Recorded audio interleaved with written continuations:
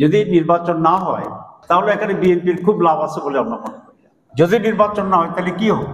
তাহলে যারা ষড়যন্ত্র করছে, যারা ভারতে বসে আছে, যাদের বিরুদ্ধে আমরা রক্ত দিয়ে দেশ থেকে মুক্ত করেছি, তারাই তো আরেকটা সুযোগ পাবে। তো এই সকল আচরণে মনে হয় যে বিএনপি সংস্কারবিহীন যে বাংলাদেশ, সে বিগত সরকারের যে বাংলাদেশ, আওয়ামী লীগের যে বাংলাদেশ, মনে হয় যেন তারা আবার সেই জায়গায় ফিরে যেতে চাচ্ছে।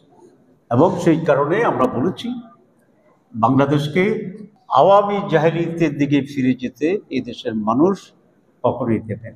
এই সরকার যদি এই অন্যায় চাপের কাছে নথি স্বীকার করে এবং সরকারের সিদ্ধান্তকে যদি সরকার সরে যায়, তাহলে এটা পরিষ্কার হবে যে এই গভর্নমেন্ট আর নিরপেক্ষ নেই।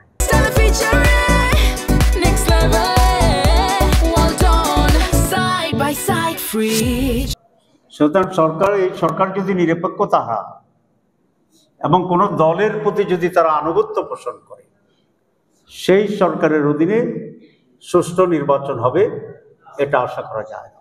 যদি এই সরকারের উপরে আস্থা না থাকে, যদি সরকার কোনো দলকে প্রতিনিধিত্ব করে, যদি সরকার কোনো দলের কাছে মাথা নত করে তাদের দাবির পূরণের জন্য সরকারি ইনস্ট্রুমেন্ট হিসাবে কাজ করে, তাহলে এই সরকারের প্রতি আমাদের আস্থা রাখার আর কোনো সুযোগ থাকবে না।